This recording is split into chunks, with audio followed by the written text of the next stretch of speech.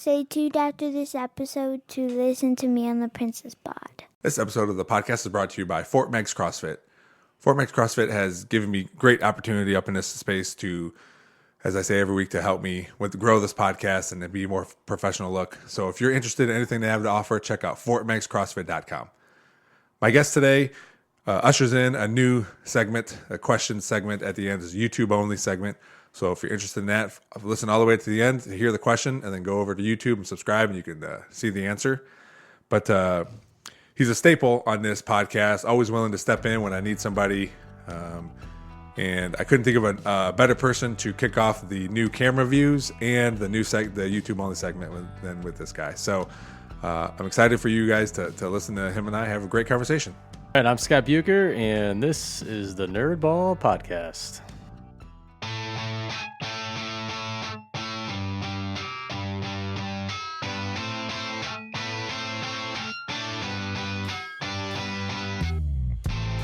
This is the Nerdball Podcast with Lorenzo Melcher. I felt like you played it really slow and smooth on purpose. It was nice. I liked it. It's not my first rodeo. Yeah, it was good. Scott, thanks for jumping on the podcast today. Yep, absolutely. I did like your text when you're like, couldn't find anybody else, huh? Yeah, that's I know my role, right? I know my role, old reliable. No, but I told you specifically because I have a new camera setup, so I wanted you to come on. I got a new segment, a YouTube-only segment we'll do at the end. I'm a little nervous for it. No, it's good. Okay, good. All right. We're all good. It's simple. It's probably, that part of the thing, the video will probably only be like 5 minutes. Gotcha. I guess depending on how deep we want to get. Okay, sounds good. But yeah, man, thanks for coming on here. This is good. My pleasure. There was a couple of things I want to talk to you about. Obviously, your Green Bay Packer hat reminded me about talking about Brett Favre not Brett Favre, but that's weird because it's exactly the same. However, he's going, right? Same scenario, just happened a little sooner in the season. So yeah, or in the off season. How do you feel? How do you feel about all that, or how it went down? Gee whiz, I don't know. I'm kind of I'd say neutral on it. I like Rodgers. I don't disagree with a lot of the things that he had. Had issues with over the years. And, I also have a lot of trust in the organization with Gutenkester GM. And I do think you just get to a point in time in different scenarios, and the situation played out where it probably was the best for both parties just to move on. And so, Jordan Love starts now. How do you feel about that, Jordan Love specifically? Can you imagine the pressure that kid feels? I mean, not only is he replacing a 4-time MVP, Super Bowl champion, first ballot Hall of Famer, but the quarterback before him was a 3-time MVP, Super Bowl champion, first ballot Hall of Famer. So the Packers have had 30 years consecutive of Hall of Fame quarterback play, which has never been done before. And now Jordan Love is tasked to not only replace one legend, but replace two. So I think he's got I don't know much about him, but you got to think that's kind of like nagging on him a little bit. But, I think Packers probably obviously feel good about him. Yeah, so. I would imagine that plays a little bit into your style or your play in general, and you would hope somebody's like, hey, the coach speak is like, you just play, just be you, but you can't. I just told him to be you, but he's got to replace fucking 30 years of quarterbacks. Yeah, I know, right? I mean, right? I mean, how this has never happened before. Yeah, it really hasn't in the history of the league. So, you kind of see what they're trying to do. They're trying to build, a defense that's pretty aggressive and gets after the quarterback and kind of like the mold of San Francisco a little bit. And then, hey, just go get us 21 points, Jordan. Yeah. and we'll take care of it from there. So who knows if that happens or not, but we'll find out. So, man. Okay, so that just triggered your hat triggered me, but absolutely. I do want to do my standard question. Yep. What's something you've been nerding out about lately? Yeah. Your eyes got real big, like, oh man, I forgot about this. Because I didn't forget about this. So I'm always embarrassed to come on this because I don't really have. I talk to people at work about this. I don't have hobbies that aren't necessarily related to my job at all. Yeah. I listen and read to a lot of different things, but a lot of that is self-improvement that you could relate into my job and into my career and things like that. So, I was thinking about what am I nerding out about a lot lately that we haven't talked about. Obviously, I think the last time I was in here, we talked about my newly found obsession with Disney. Going there in November. Yeah. I would say one thing I'm kind of nerding out about is just different music scenes right now. Yeah. In terms of like groups I've been listening to. Okay. Lindsay is a big music buff, so she got us like a family like Spotify, subscription, so there's no ads or anything like that. And Brandon Decker, who's the assistant principal at the junior high with me, he's a big music guy too. So him and I kind of talk back and forth. So over the year, we've kind of shot each other back and forth names of different people, and what I like about the Spotify is, based on my listening habits, it introduces new artists. So I'm like, I've never heard of this guy before. So I started listening to him, and then started liking some of their songs and kind of builds his playlist. And then I started getting into the rabbit hole of, who these musicians are and their backgrounds and their stories and things like that. And they're pretty cool. And, there's one band actually that, the two bands that I've listened to a lot, this school year, probably, and ironically, they both have connections to Ohio. My wife and I are big fans of the Lumineers. Yeah, yeah. So whenever the Lumineers are in Detroit, we always go see them. And so we saw them in August, and the band that was warming up for them were I don't even know what they call it, like the warm-up band, is what they're called? The opening act? Opening act, maybe, yeah. Was this band called Camp, CAAMP. And so we caught the tail end of theirs before we went in, and it's kind of good. We didn't hear a whole lot about them. And like a few weeks later at school, one of our counselors comes up to me and goes, because I always have music playing in the background of my office. And he says, I bet you like the band Camp, don't you? And I was like, you know what? I just know a little bit about them. Yeah. They opened for Lumineers. I saw the last couple songs of their set. And he goes, they're from Athens, right? Oh, I'm like, really? Ohio? Oh, that's why he said it. Yeah. Okay. I'm like, no, I didn't know that. And he goes, yeah, I'm pretty sure they went to OU. And so then you get into the rabbit hole and you find out actually these guys are from Columbus. And they met their bass player in Athens, and they played a bunch of the local bars down in Athens where I went to school. And then now they're relatively pretty big and pretty popular. They're on their own tour and things like that. So I've been listening to a lot of them. And then so in the playlist that starts to generate automatically on itself, all these different other bands kind of pop up. And so I'm like, well, Lindsay and I go to a lot of music concerts, particularly in the summer month, but we usually go to different artists or bands that she likes. And more time it's like country type of stuff. And I like country, but I'm not a huge country fan. And we are going to Kid Rock this summer, though, so that'll be fun. Yeah, we are. Wait a minute. How did that happen? It's a bunch of, Kid Rock's from Detroit, right? Okay, so my wife's from Detroit, and so all my wife's friends are from Detroit, and he's playing Ford Field, and they're all going, and they texted Lindsay and said, hey, we're going to get a suite at Ford Field. And she's like, no. And then that's what they decided to do. So we end up getting in on that. So we are going to go see Kid Rock this summer at Ford Field. Well, that'd be a good one. You know what? Whatever. Kid Rock's garbage to me. I don't like it, Kid Rock, or his music.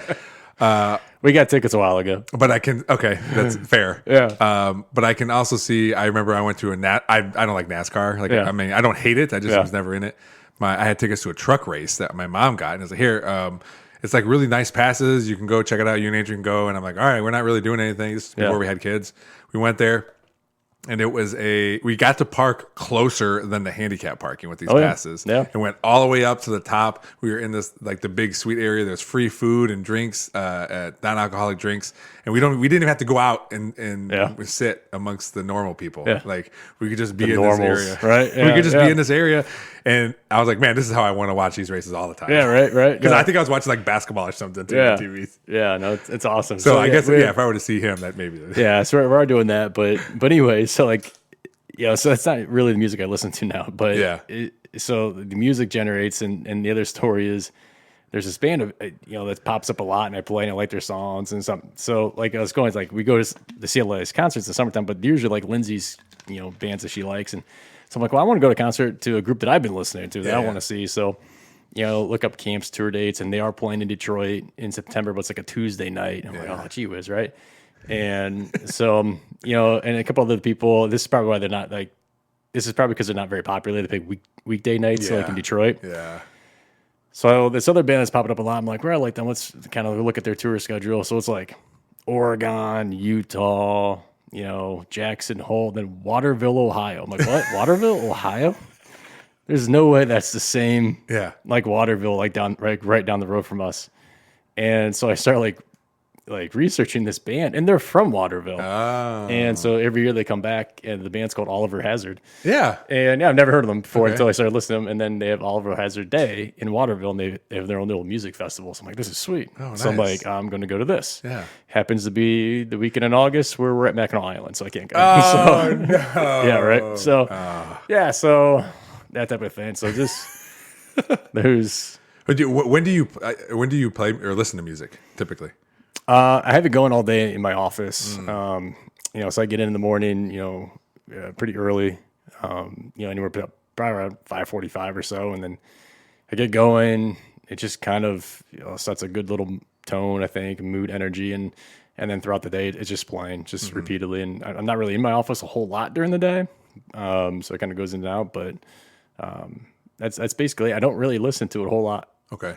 outside of that, Yeah. to be honest with you. Okay. All Yeah. right. Yeah. I don't really ever listen to music. I know my kids will put music on, or we got like an Alexa in our kitchen, so they'll scream at Alexa to play whatever, But yeah, I don't listen to it. It's all podcasts, but I said it all the time. I think there's a lot of like powered music. I did I did the day that, so we have like a staff work day in December, like after all the kids are done.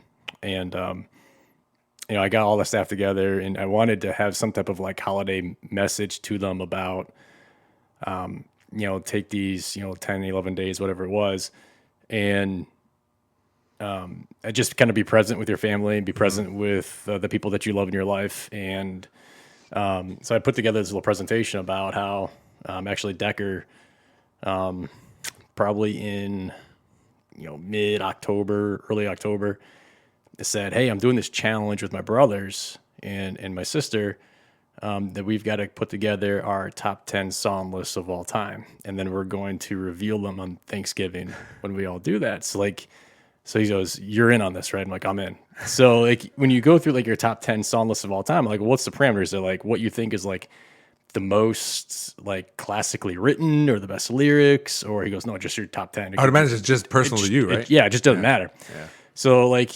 anybody's mind, like we first go to like all these different, like Let It Be for the Beatles, I think is the most beautifully written song that I've ever heard.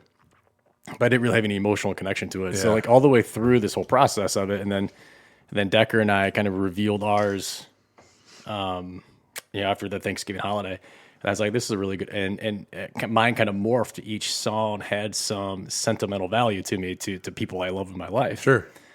And then so for that last day before the holidays, I did like a quick 10-minute, presentation with the staff, talking about the power of music and the power of songs. But really, the message was supposed to be, be present with those that you love this holiday season. Don't have this, feeling of regret that you missed opportunities with different people. And so then I revealed my top 10, and I played a portion of the song, and then it had pictures to support. Man, this is legit. Pictures to kind of like support that, right? Yeah. And it was interesting because then the closing part was I challenge everybody here on staff to think of your top 10 over these next 2 weeks. Yeah. And what are the memories that come, and what are the emotions that come to that, and hopefully that kind of recenters you as we head into the second semester type of thing. So Yeah. that was cool, and so more so this year than anything, I think the music piece of it has played a little bit more in the role in my life for whatever reason it is. So I don't know. Yeah, I mean, it's just, I know for a lot of people, it's, you play your top 10 to think of your family members, or sometimes it's just like, I just want noise in the background, or, it was just a few episodes ago when I talked about like, I love Vince Giardi Trio, and I could listen to the Charlie Brown Christmas album in the middle of July. That's Lindsay's favorite. Oh my gosh, I love listening to it. Yeah, Yep. I'll just put it on. Usually Sunday mornings, before I was doing a podcast on Sundays, I'd pop it on Sunday mornings while I was making breakfast or cleaning the kitchen or whatever, But yeah, I never have new music. And when it is new, now it's all rap music, because I like the way beats sound. Like I just like it. And that's all I ever hear out of the football locker room in the weight room, right? But some of them sound bad. Some of them, I don't like how the rappers sound, but I do like the way beats sound. And I think that's why I like, going back to Vince Giardi Trio, not because compare them and rap, but it's just music, and not necessarily like words because they don't have words in that, Yeah, and sometimes listen to rap music, you don't understand the words anyway. Yeah, right. Yeah. Or you can't repeat them, or Yeah. whatever it might be. So Yeah. for sure. Yeah, but I think music's important and it has everyone a role in everyone's life a little bit in some ways, right? So Yeah, for sure. Yeah. So that's kind of what I'm, just kind of like discovering new different people and trying to find a concert I can actually go to. But yeah, that type of thing. So man, how excited were you? Like, oh yeah, Alva Hazard did. This is awesome. yeah, Fuck. yeah. And then it was the weekend we're going to Mackinac for Lindsay's dad and stepmom's wedding. Yeah. Vow renewal, or And it's not like it's one of those things like, that. hey, I'm gonna have to miss this. Yeah, no, it's not happening. So. Yeah, so it's not gonna fly.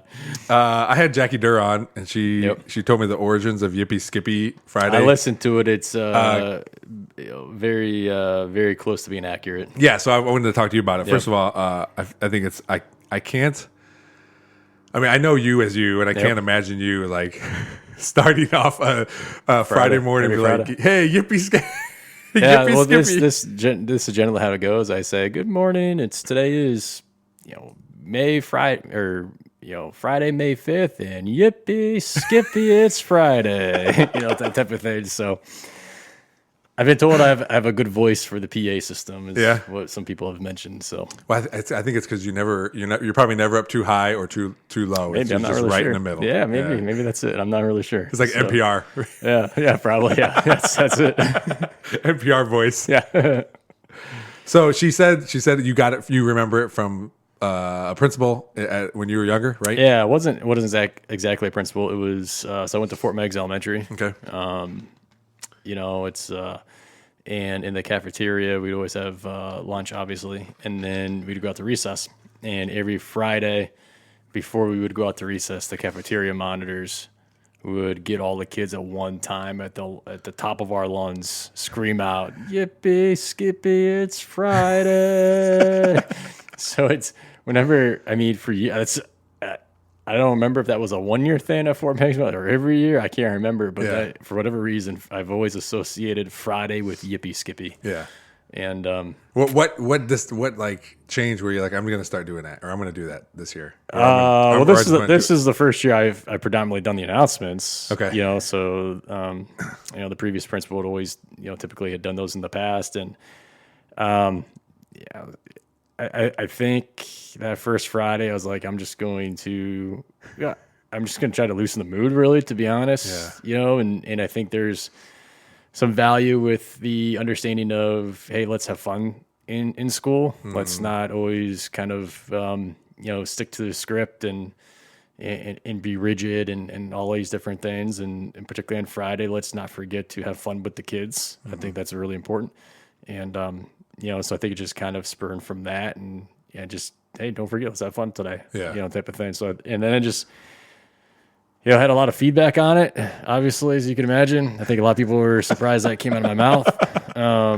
It's funny. We had a teacher, Tracy Morgan. She was teaching probability in her 7th grade math class.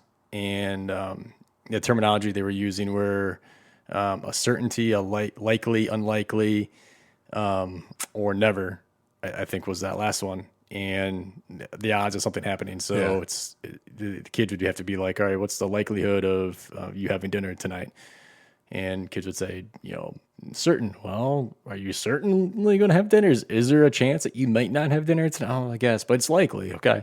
So she asked, all right, what are some more other things that are a certainty that 100% is going to happen? A kid raises his hand and says, on Friday, Mr. Buker is going to say Yippee Skippy. So I gave that class a shout out when I did it that week. Yeah. Yeah. That's have you been?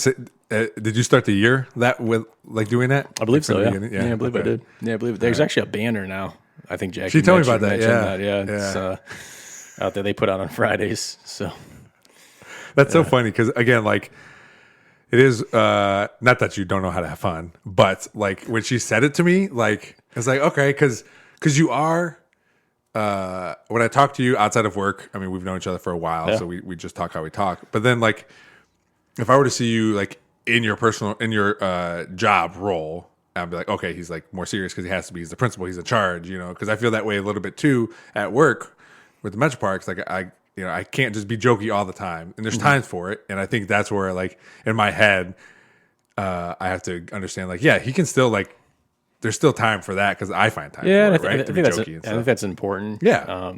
I've often said, I'm in the cafeteria a lot during all the lunches with all the kids, and to me that's really important because that's a great opportunity where I can go around to different tables and different kids, and they can kind of see that other side of me. I can talk to them, I can kind of joke around with them a little bit, and build rapport with them, build some trust, build relationships more than anything. So it's a relationship industry. For sure, and we just want to have positive experiences. So it isn't, it's who I am. Yeah. Yeah, I'm not faking anything by any means, but it's, A robot. I'm not a robot. That's not happening. It's we had some, you just gotta get some laughs with it. Yeah. This past week actually, what was ironic was actually my in a symbol of irony, my mailbox was torn down by a school bus, backed into it. And a couple of kids on the bus were like, "You do realize whose house that is, right?" To the bus driver. and so we had some fun with that, and I knew the bus driver, and she's a fantastic person, does a lot of good, and is an accident. But I had some fun with that. So it's just like lighthearted, good stuff, and just who we are. I would imagine that's one of the main things you missed when you became administration, is just seeing the kids every day on a more personal level, because you're seeing the same kids day after day after day. Yeah, I mean, you gotta, when Brandon came on board with us, I told him, you need to make sure you build those into your day, for the good stuff and be involved in different things. And the coaching piece was huge.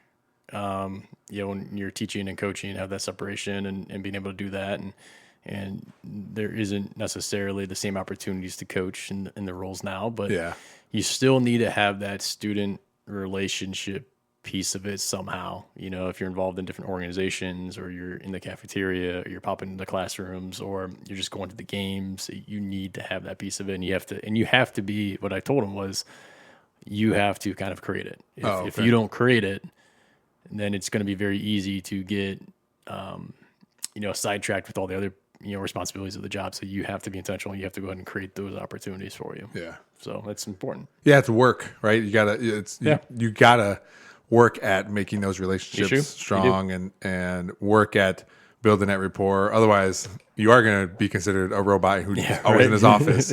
Not doing anything. Or you're just going to be the voice on the PA. You're like, oh, there he is. There Every once in a while you come out, it's like, oh, that's the guy who talks at us. Right. Yeah. So that's the man behind the the curtain. The curtain, right? Yeah.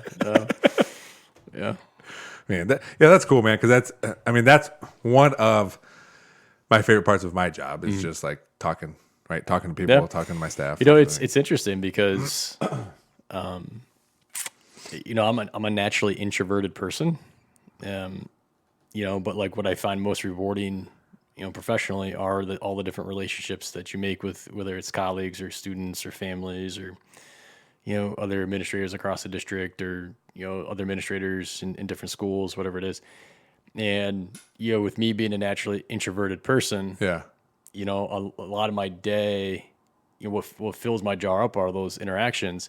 But when I get home, it's like a crash almost. Okay. And that's something that I continue to need to work on, with, make sure that happens. But it does take a lot out of me, with those different things and at home. But that's why we've always kind of stressed, making sure you're present and here and balance as much as you can. And I'm sure Lindsay will say I need to continue to improve on that, which I'm sure I do. Oh yeah, I do too. Yeah, because you're right. You get home and if I get home on time, I haven't been because we're trying to open this new park, so I'll put in longer hours. But when I get home, the reveal's coming up, isn't it? Oh, soon, man. Yeah, June, right? June 9th is June a 9th. ribbon cutting. Yeah.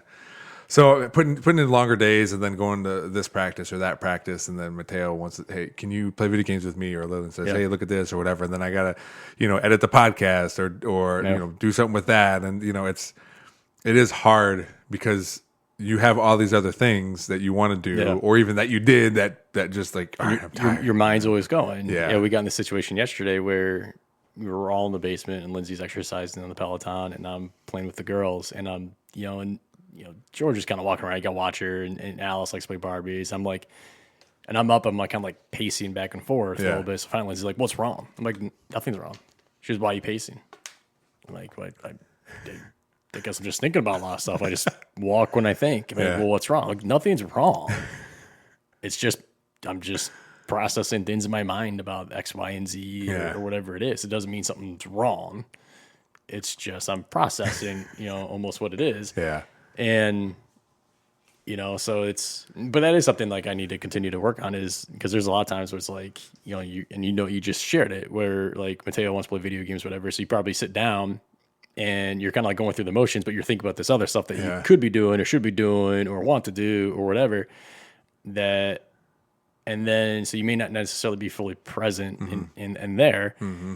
And then at least for me, so that happens. And then there's times at work, where I might be, I really wish I could just have like 20 minutes just to play Barbies with Alice. Oh, shoot. I had that this weekend, but I was thinking about this. Yeah. And so it's funny how it all comes back around like that. And so that's something that I've really tried to prioritize and put some focus on, obviously unsuccessfully completely, but it's a work and grow and all that stuff. Yeah. So I think that's just part of balancing all these different things in your life. It's also not 100% misses. Like when you're there playing Barbies and you're not, and then you think like, oh, I wasn't present. Like your kids don't know that. Your kids see you there, right? You're right. there, and that's what they want. So Yeah. don't be too hard. You can't be too hard on yourself as far as like, oh, I should have paid attention more. Yeah. Like, well, at least you were there to begin with. That's a start, right? You're there, you're playing, and then you're going to beat yourself up because technically you weren't there 100% all the way because you're thinking about doing whatever. Yeah, but they don't know that. Yeah, you're right. I'm reading this book called "It's a Good Life."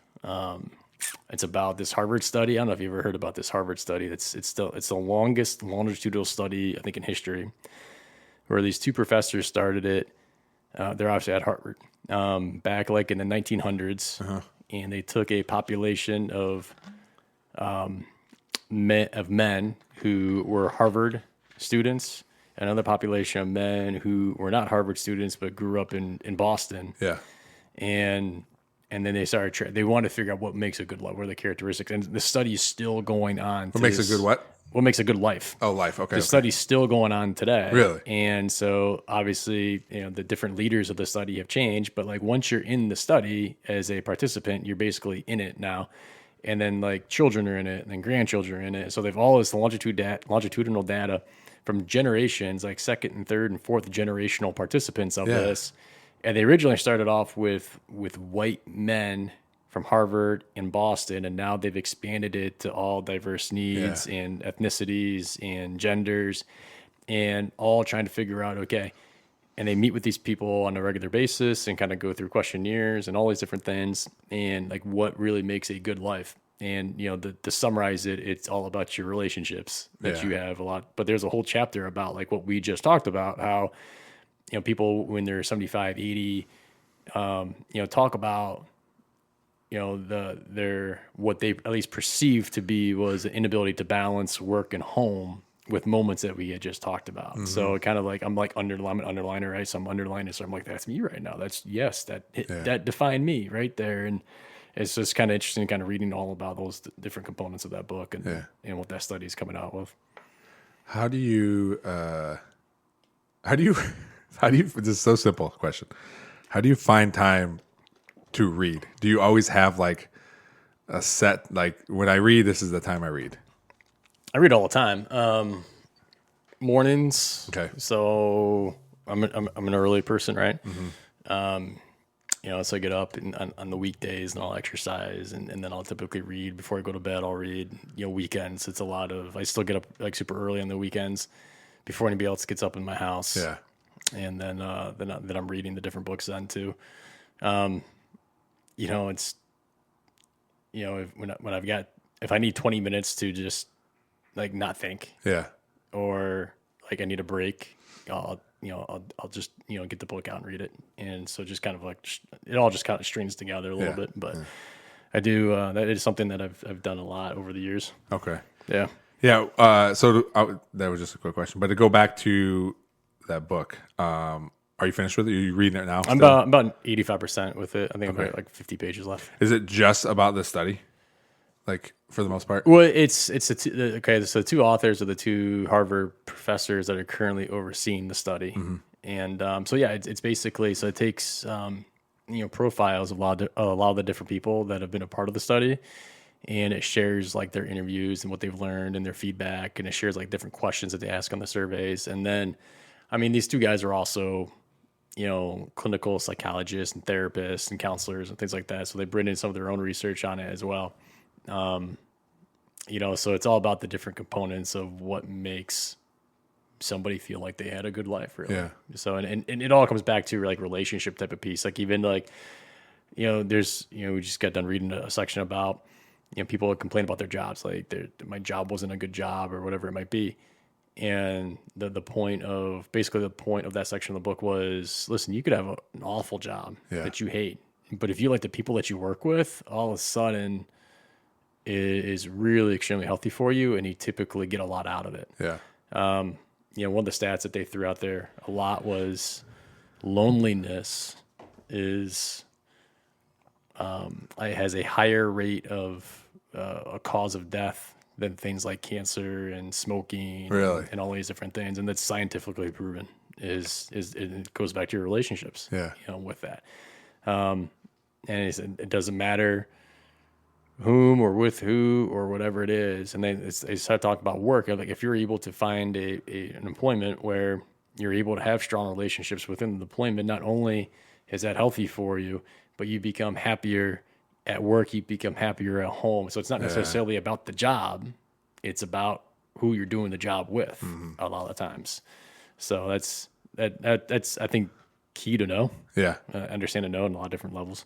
Do you find it hard? Like, I mean, if you're reading all these books and some of them are, you didn't call them self-help, but you called them something else. I can't remember what you said at the beginning of the podcast, but me neither. Like all these things is like help you grow, like personal growth, I think is what you said, right?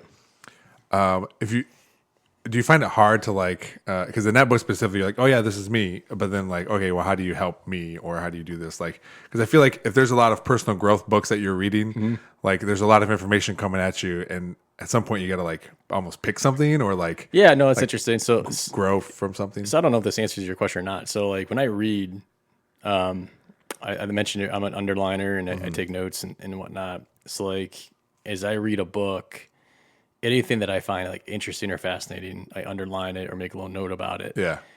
And then when I'm done with the book, what I do is a couple days later, after I'm done, I get it back out, and then I have a notebook that I've got a few of them, and I go back through all my annotations in that book, anything I underlined, and when I read all those different things a second time, if I'm still curious about it or I still resonate with it, I jot that down in this notebook, and then I have like a book summary or notes. So what happens is, what I found over the years of doing this, and all these 3 or 4 different notebooks filled with all these notes from these different books, is there becomes a pretty clear pattern of like values almost of things that it's become very evident that this is what I believe in, and this is what I think works, and this is what I resonate with, and this is what I can do in my life and reinforce these different things.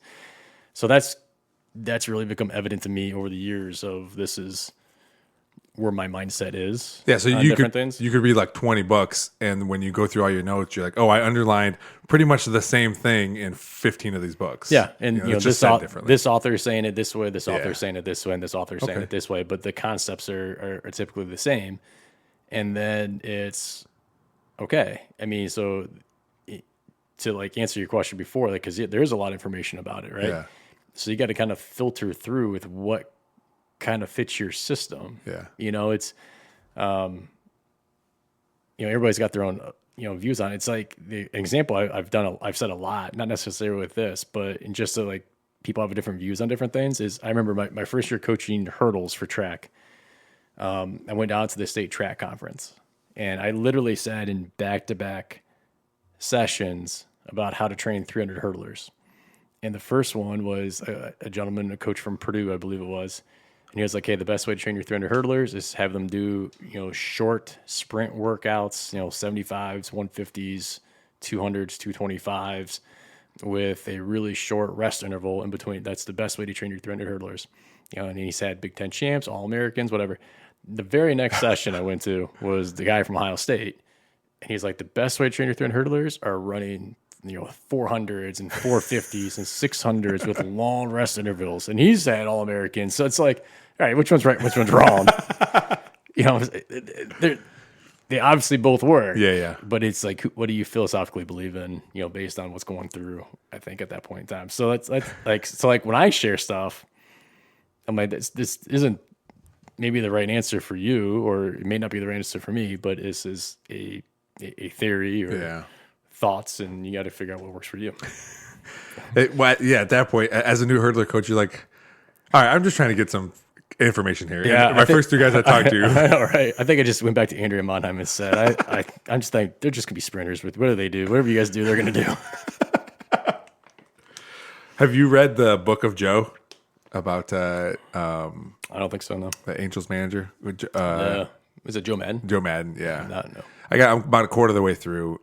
It's really good. I mean, I like baseball. Yeah. So there's obviously a bunch of baseball stuff. The part that I read is all through his early life and becoming a scout and all that stuff. But underlining stuff reminded me, because that's what I was doing when I was reading this book or highlighting or something. Just but that's a good idea to like go back, because what am I going to do? Like flip through the book and see and stop every time I see these underlines, and then so I think the best sports book I read in terms of like being able to like really pull a lot of good stuff out of was Bill Walsh's A Score Takes Care of Itself. Mm-hmm. Fantastic read. Yeah, fantastic. I mean, you would love it. It's a good one. I read Cocaine Cowboys is one you can pull stuff. No, maybe is that all about Leon Lett? Possibly. And who's the guard? Newton. Yeah. Mike Irvin got in trouble too. Nate Newton. That's right. Hey, I watched 3 Super Bowls. It's all good. They won. They won a lot. Skip Bayless wrote that, didn't he? Yeah, I think. And then maybe it's for somebody else too. And then there was wasn't there a huge rift between Skip Bayless and the organization because he wrote that book, and that's one of the reasons why he got off the because he was like the beat reporter for the Dallas Tribune or something like that. I don't know. If I remember correctly, I think he was like the beat reporter for them during that age, and he wrote that book. And I could be completely wrong. I thought I heard this somewhere, but then all of a sudden, like Jerry Jones was like, "What are you doing? You can't write this book." And then Skip got off of it. Let's see. Yeah, I don't know. I don't remember. Well, it must have been called. The book must have been something else, because there's the TV show and movie or whatever. But what? Let's see. It's a race to Google right now. This is a great podcast. Right now, I don't know where I got that from, but I think it's. Let's see. Jimmy Hutchison would know this, right? I don't know. Maybe. I read Jeff Pearlman's book, Boys Will Be Boys, The Glory Days. I don't know. Okay, so he didn't write the cocaine one. He wrote Hellbent, The Crazy Truth About the Win or Else Dallas Cowboys. Okay, all right. He also wrote The Boys, Jones versus Johnson, the feud that rocked America's team. And then also Balls, How to Keep Your Relationship Alive When You Live with a Sports-Obsessed Guy. Maybe that's a Mother's Day gift for Lindsay. I'd imagine she's a big reader too. No, not really. No? No, she reads a little bit. Okay. Probably not as much. She always says the two people that she knows that reads the most are me and her mom. Oh. Yeah, so, which her mom has actually given me quite a few really good books over the years. Do you, I might ask you this before, will you read anything? Or does it have to be like fiction? Will you read fiction? I will. I mean, it's not something I do a whole lot. Okay. Of I feel like if you would read fiction, it's like a waste of your time. A little bit. Yeah. I mean, honestly, a little bit. Like I'm trying to learn something here. Yeah. So there's a fictional writer. His name's Andy Andrews. That I read a lot of his books. Most of his. So his is actually a really cool story, because he incorporates a lot of like fact into like historical nonfiction into fiction, and creates these like fables or novels. And he's got a really interesting story, because he actually one of his first books was a story called The Traveler's Gift. Okay. And it's one of my all-time favorites, and it's about a man who was working some type of like CEO type of job, and got fired or made some type of bad stock exchange, something like that. Anyways, and things were going down south like dramatically to the point where it's like, how am I going to overcome this? And he had a wife and kids, whatever. So he's driving home and he's thinking about like driving his car over the bridge, committing suicide during the process. And he must have gotten an accident or something like that. But anyways, he gets sent back in time, and he meets 5 individual, historical figures. And at each point, when he goes back in time and meets this person, they share a moment in their life that was small but had a huge impact on the direction of mankind. For like one was a general at Gettysburg, where he made a quick decision to do one thing, and that one thing basically like won Gettysburg for the North. And if he didn't do that in the moment, then the North wouldn't have won Gettysburg, and then the South probably most likely would have won the war. Yeah. And so he learns all these different lessons from them, and then comes back and succeeds in life and all these different things. So, but the author himself is an interesting story. So he actually was homeless for a little while, living on the beaches of the Gulf Shores, Alabama. And he lost both of his parents at a relatively young age. Mm-hmm. I think one to a car accident, one maybe to cancer. Inherited some money through some insurance, blew it all, and basically, like I said, was homeless, living on park benches as a young adult. And he like met a man that kind of inspired him, and then started going to the library and started just reading all these books about different historical people that he remembered in high school, mm-hmm. and what they did to be successful. And then that turned in his inspiration to becoming a writer. And now he's done all these different books. And so all of his books are novels, but there's like historical truth to them too. So I kind of like those as well. That reminds me of Dan Brown. Yeah, books. Exactly. Da Vinci Code, Deception Point. I've read all those. Did you? Yeah. Oh, yeah. I enjoyed those. Yeah, those were cool, especially when Da Vinci Code came out with a version with pictures. Yeah. So like some of the stuff I knew what he was talking about, but then like to be able to like see exactly how he's describing something, and they can see it in the picture. So I've got a book for you then. Yeah. So this is going to combine the Da Vinci Code, Dan Brown, with a passion I know you and I both share, which is Walt Disney World. All right. So when we went to Florida over spring break, I like to have a book to read, but I didn't want to bring, a heavier type of book, the nonfiction stuff I read. So I was like, I'm going to bring some type of like novel or something. Something I don't really need to think about a whole lot. Yeah. So there's Andrea Whiting, which I know you know Andrea. Yeah. Big Disney lover. She had said, hey, you really should read these books that are called Keys to the Kingdom. And so I said, okay. So I downloaded them on my Kindle. They're like $2 a piece. They're super cheap. Mm-hmm.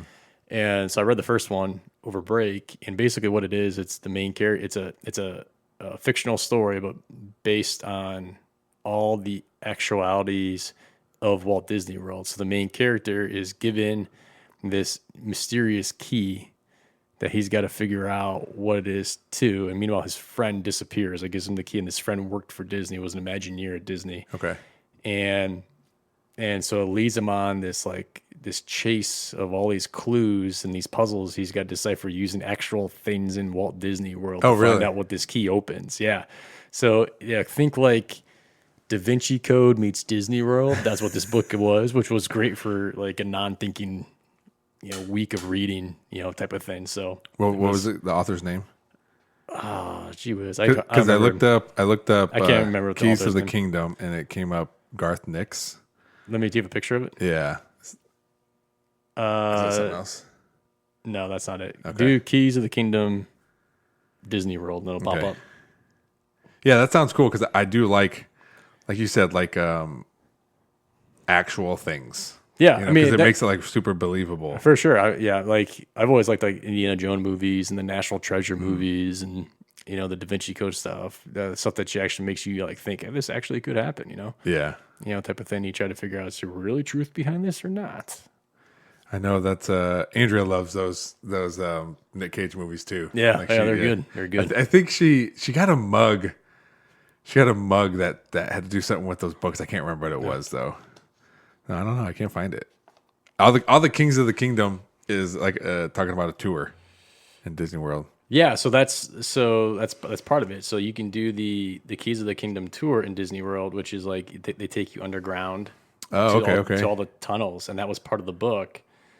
And a part of it. So like the story was based on like the main character had to figure out what this key opened. And obviously it was like highly sought after because people are like chasing him. That's it right there. All right. Yep. Just got it. Jeff Dixon. Yeah, people are chasing him after it to try and figure out. And the ending's kind of like corny but cool because it takes some like of the the myths of Walt Disney himself, of what happened to him, and kind of plays into that piece of it too. So it's kind of cool. You'll never read it, but Speaking of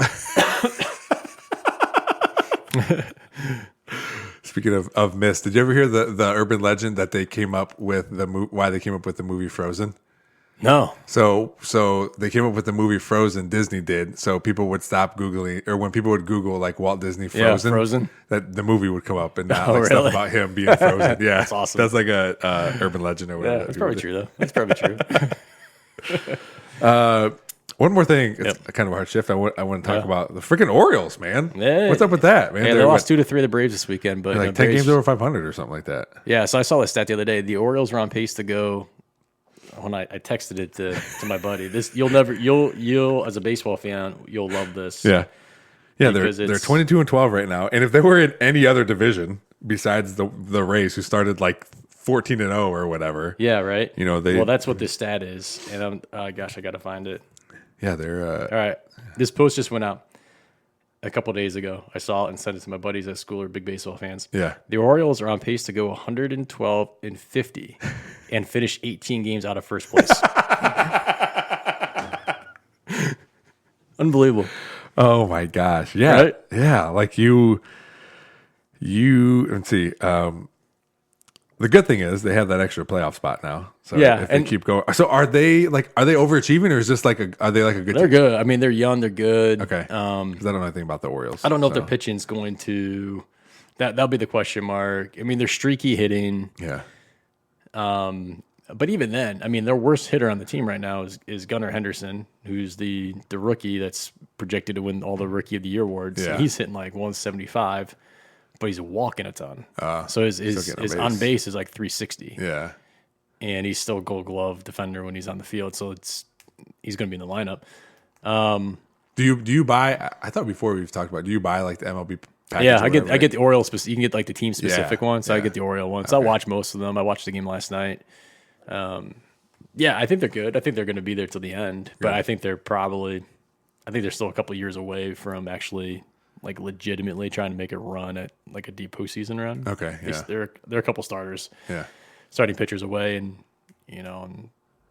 yeah. That's the thing for the Guardians. Like the Guardians always have pitching, but man, they can't hit for Yeah. nothing, man. Well, the it's thing so is, frustrating. The thing is, the Orioles have trade pieces, so they got guys down in the minors that are blocked. Yeah. They're not going anywhere because of this young talent they already have on their team. Yeah. I mean, so they've got pieces to make the moves when the time is right to make those moves. Yeah. So yeah, it's exciting. They're fun. They play the game the right way. Did you see the? Have you heard about their sprinkler celebration I've seen it. Yeah. with the homer hose? Yeah. Did you see what happened with Santana? No, it was James McCann, the catcher, the No. other night. So James McCann is the catcher, Okay. the old veteran catcher, and he stretched a single into a double. So what the Orioles do is if you get a single, you get on base, you open up the hose, Yeah. right? Turn the hose on. If you get a double or triple, you're doing the sprinkler. If you hit a homer, then you're doing the homer hose in the dugout. Yeah. So if you do the sprinkler, get the second, the starting pitchers that aren't pitching in the rest of the dugout, they get water and they spray the water on the field. So McCann gets stretched a single into a double, but it's under review. And they don't spray the water until the person does the sprinkler and not acknowledges the dugout. So the Oriole feed is incredible. So the cameraman keeps his camera. They're not showing any replays of the call. Yeah. They're keeping the camera on the dugout because these guys have their mouth full of water. Waiting, Yeah. and then finally they ruled him safe, and they're like, And then they pinch ran for him, sprinkler, and they still have their mouths full of water. And he Yeah. gets in, and finally they all spray the water right on him. But I mean, they're fun. They're Yeah. young. They're fun. To watch. It seems like they do it the right way. Yeah. It's been a fun year. Yeah. So far. Hopefully it lasts. Speaking of celebrations, did you see the Braves had to shut down their I did. celebrations because of the big hat? The big hat. I thought of you. Yeah. 'Cause it was a new era approved. Nope, it was because New Era is the official ball Yeah. cap of Oh, MLB, and they couldn't have this other hat out there. Yeah. I was like, man, I mean, either way, that guy still got publicity from it. But Oh, for sure. You would have thought they would have just like painted on a logo or taped on a new era logo to do that. Yeah, but That's they funny. shut- I did see that. I down. did think of you. Yeah. The different home run celebrations have been good. Yeah, Every team seems to have their own now. I got to figure out the Guardians do something. They make like a heart, and then they go like this. And I haven't watched enough to figure out why they do that. Oh, really? Yeah, so it appears to be a heart, and Really? and then just move their fingers. So I got to see. I got to look that up, see what that is. The best about the Orioles homer hose was obviously, it's a beer bond, right? I mean, it's what it is. When they debuted it after the game, they were all the reporters are asking them about it, like what the funnel. And they're like, no, it's a homer hose. Yeah. And then Adley Rutschman was like, we just really believe in staying hydrated here. Oh my gosh. I was like, this is coming from the team, so it makes perfect sense because in the off season they did one of those like caravans where they brought some of their young players to like different like meet and greets and stuff like that. But for whatever reason, all these meet and greets were at bars, and so all the videos of all these young guys, Grayson Rodriguez and Austin Hayes and Rutschman and these guys, all just like chugging beers with fans and all these different. I'm like, I've never seen a caravan do this before. But you forget all these guys are 23 years old. Yeah, I mean, they're all college kids. So it's That's cool. They are definitely beloved in Baltimore. Yeah, and that's what you want. Yep, right? that's exactly what you want. Yeah. Yeah. And I guess as long as everyone's healthy and happy, then we're good to go. Healthy, happy, Yeah. and they're playing well. So All right, Scott. Well, that's the end of this regular podcast. All right. Oh, stupid podcast. So now, this is a YouTube only segment. all right, okay? YouTube only. So I don't know what I'm going to call it. I think right now I'm just going to call it questions. Okay. Because if I go with the actual what it is, I don't know if I'll get in trouble or not. All right. So it's a box of questions. Okay. All right. There are 3 levels, and what we're going to do is we will pull your. This is actually a board game. Yeah, we will pull your. You got to do it from this side. Okay. Because I mixed some of these. So here's the Okay. questions. I mixed these sides, so these I haven't mixed yet. So Okay. there's 3 levels. There's Okay. icebreaker. Okay. There's deep Okay. and deeper. Okay. So the rule is, and this is the only rule because it's mine. I'm making up rules. It's your show. The only rule is if you pull an icebreaker, Yeah. they're easy. You got to pull another card. Okay. If you get a deeper, we'll do one. Okay. So you pull one. I'll read it on this. We'll pause so people can be in suspense and they have to go to YouTube to get the answer. Okay. All right, Just so- hand it to me. Don't look at it. Hand it to me. All right, there we go. All right. This is a deep question, so you only get one. All So right. good. One deep question. All right. So before we stop, I appreciate you coming back on. Like I said, you're always ready to go. I think I just texted you possibly yesterday or maybe Friday. I think it was Friday. Yeah, it just worked out. Lindsay went out of town and she was back this morning, so it worked out. So thanks for that. Yep. All right. So here's your question in the category deep. When you were a kid, what did you think you were going to be when you grew up? All right. So you can think about that. Okay. Find the answer on our YouTube page. Please subscribe to the YouTube page. I'm almost to 100 subscribers, so that's pretty big. I'm one of them. Yeah, good, nice. Yep. I think I got 92, so we're almost there. Although every time I announce it, people unsubscribe. So, so again, Scott, thanks for coming on. My pleasure. Thanks for having me. Everyone, go over YouTube and check out this answer. Yes, Scott Buker for coming on the podcast. Always a great conversation. Always feel like we get into some deep topics and just a great conversation that's had that we probably wouldn't normally have. Sometimes we do. We're sitting on the sidelines of a junior high football game where we talk about certain things, and it's great just to have him come on here and share his thoughts with me and everyone else that listens. So thanks again to him. Also, if you're hearing this and have not gone over to YouTube to hear his answer to his question was, when you were a kid, what did you think you were going to be when you grew up? So head over to our YouTube page, hit subscribe, check out that video, and to hear his answer to that question. just and again, trying to grow this podcast, spread the word. Hopefully, these little videos will help us get more subscribers. So as always, thanks to Cuttlefish Graphics, Real JP Multimedia, Big Daddy Graphics, and Pearisburg Junior High STEM Lab for always helping out the podcast. Thanks for listening. We'll see you next time.